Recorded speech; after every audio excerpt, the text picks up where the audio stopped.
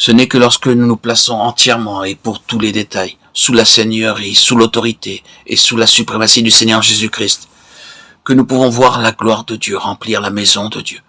Dieu ne peut pas être satisfait par des bénédictions temporelles et passagères. C'est pourquoi Dieu a attendu 140 ans, d'Anne à Salomon, jusqu'à ce qu'il pût ramener la gloire de Dieu dans son pays. C'est dans ce but précis qu'il fit d'Anne, de Samuel, de David et de Salomon, ses collaborateurs, ses compagnons, dans son œuvre, en vue de ramener la gloire de Dieu. Et de nos jours encore, Dieu a besoin de ces 4 vases, de ces 4 instruments pour amener la gloire de Dieu. Il a besoin d'instruments comme Anne. Il a besoin d'instruments semblables à Samuel.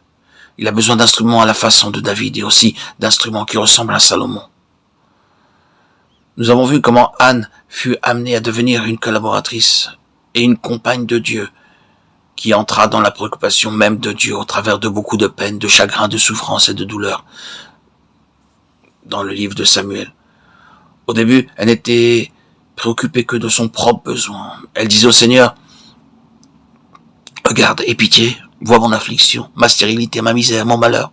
Oh Dieu, rends-moi heureuse, donne-moi un enfant. » Pendant des années, sa prière ne tournait qu'autour d'elle-même, n'était centrée que sur elle-même, sur ses besoins, sur ses aspirations, sur ses désirs.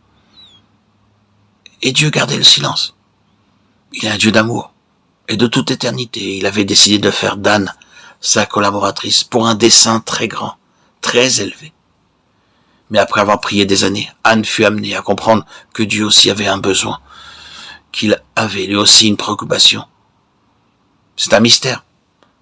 Comment se peut-il qu'un Dieu si grand, si puissant dépende de toi et de moi pour satisfaire un besoin qui est là en lui-même dans son propre cœur? Mais direz-vous, n'est-il pas le Dieu tout-puissant? N'a-t-il pas tout pouvoir pour se procurer à lui-même tout ce qui pourrait satisfaire son besoin? Comment peut-il avoir besoin de pauvres et faibles créatures comme nous? La réponse est simplement celle-ci. Son amour est un amour unique, c'est un amour éternel. Et Dieu veut que nous soyons remplis de sa plénitude. C'est pourquoi il veut faire de nous ses collaborateurs.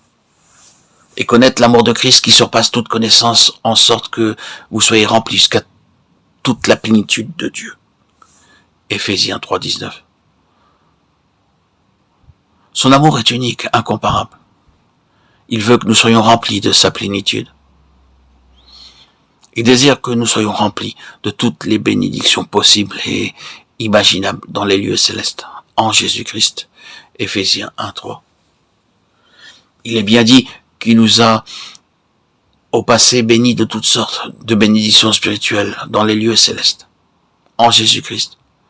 Cela signifie que toutes les bénédictions, toutes sans exception, dans les lieux célestes, en Jésus-Christ, nous sont destinées à vous et à moi.